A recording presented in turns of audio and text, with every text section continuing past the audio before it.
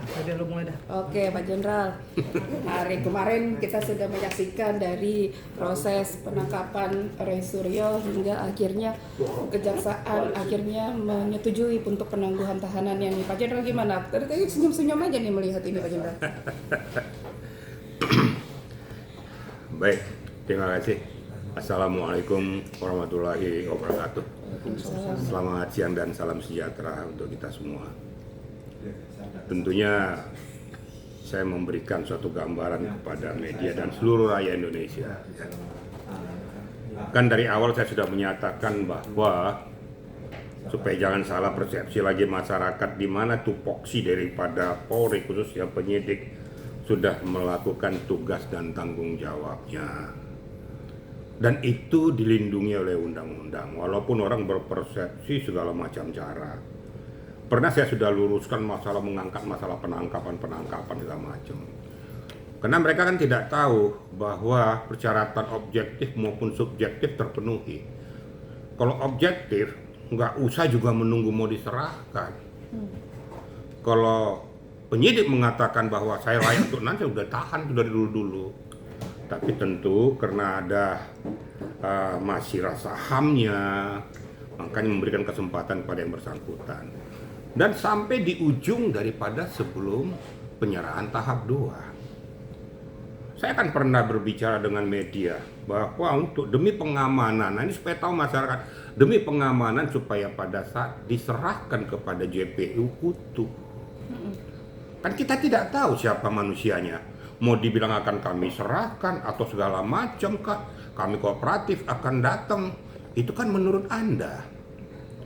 Tapi kan kita perlu untuk mendapatkan suatu sistem yang betul-betul pure, pengamanan pure pada saat utuh penyerahan itu ke JPU.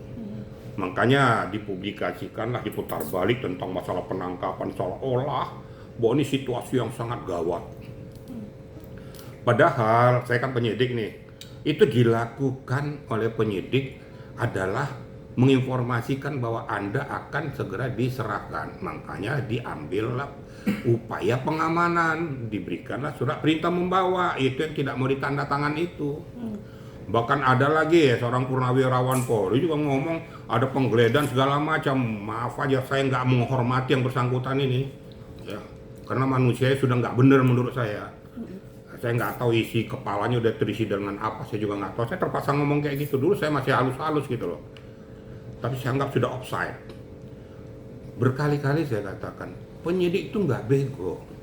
Kalau dia mau melakukan penggeledahan itu pasti udah disiapkan surat izin penggeledahan dari pengadilan negeri. Itu udah pasti.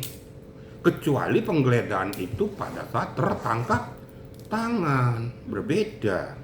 Penangkapan juga begitu. Surat perintah penangkapan dan surat perintah membawa akan disiapkan sebelum melakukan langkah upaya paksa, kecuali tertangkap tangan. Itu berkali-kali lo udah sampaikan kepada seluruh media dan rakyat Indonesia supaya cerdas dalam memilah-milah mana yang benar, mana yang nggak benar. Prinsipnya apa yang sudah dilakukan oleh penyidik Polda sudah sesuai dengan etika prosedur yang termaktub di dalam KUHP, yang lama maupun yang baru. Ini sudah dipahami oleh seluruh media. Jadi jangan diputar-putar balik, ya. Kalau pengamat-pengamat yang nggak ngerti, nggak usah banyak ngomong lah. Belajar dulu tuh hukum tuh, belajar dulu KUHP itu. Polanya sekedar-sekedar baru kau baca, terus kau banyak komentar mempleset-plesetkan apa yang dikatakan oleh pihak penyidik. Sekali lagi saya katakan ini kan merupakan konsumsi publik. Konsumsi publik yang sudah menasional. Gak mungkin tuh penyidik tuh gak cermat. Pasti dia akan cari celah-celah yang menutup sekecil-kecilnya kemungkinan ada celah bolong. Itu udah pasti. Nah sekarang pada tahapnya ada lagi satu, ngatur-ngatur pihak Polda lagi, bahwa kenapa tidak diperiksa di sini yang penyidik kamu atau penyidik. Jadi jangan salahkan kalau penyidik tidak menghormati Anda. Itu urusan penyidik. Mau dibawa ke rumah sakit, mau enggak, itu urusan penyidik. Kan ada penilaian tersendiri kan gitu. Lah ini kondisi yang bersangkutan ini layak untuk diperiksa secara keseluruhan atau enggak? Atau periksa secara luar.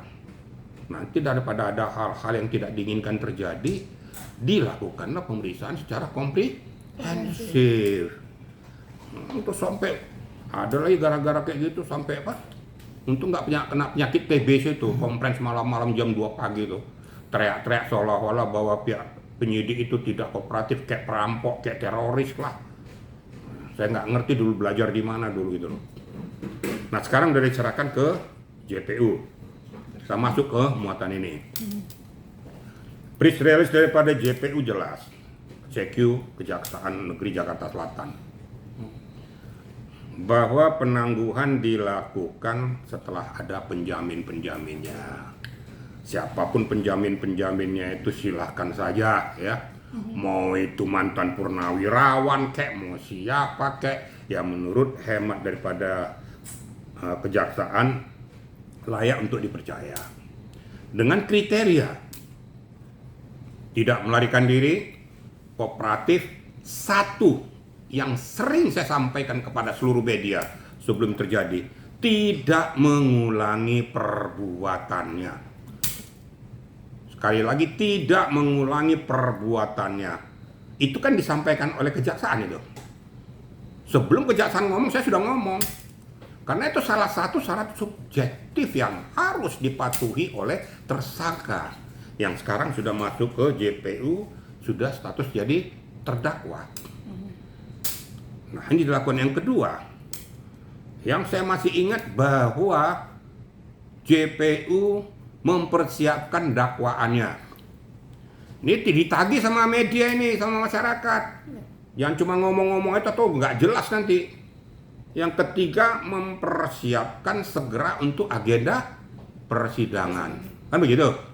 Berarti kalau secara nuansa hukum, secara konstitusional, berarti memang statusnya memang betul diduga telah melakukan suatu perbuatan tindak pidana.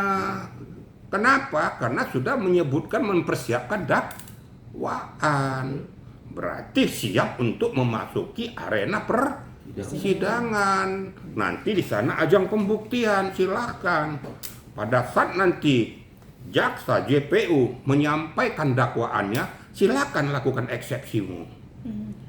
Tapi seketika hakim mengatakan bahwa masuk kepada materi pokok perkara, berarti masuk agenda pembuktian.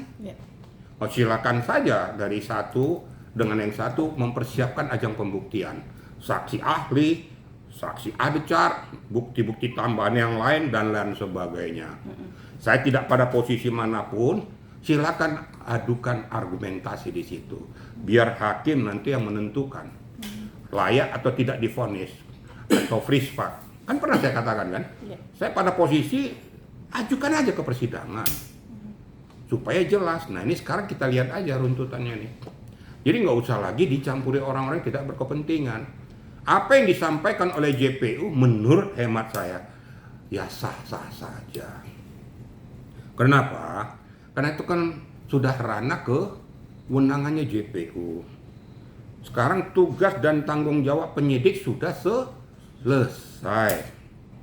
Dalam artian apakah ini maju atau tidak ya, harus mengacu kepada pasal 62.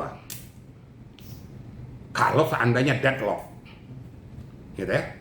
Kalau deadlock harus ada gelar perkara antara penyidik dengan JPU disaksikan oleh ahli dan lain sebagainya untuk menentukan sikap lanjut atau tidak. Tentu ada pengawas daripada kepolisian dan pengawas daripada kejaksaan. Itu termaktub di pasal 62 KUHP. Itu tertuang. Kecuali kalau memang ini arenanya bermuara ke pengadilan dilanjutkan. Tapi kalau saya tangkap apa yang dikatakan oleh JPU, berarti dia sudah mempersiapkan dakwaan dan persiapan untuk ke meja pengadilan. Gitu kira-kira media ya.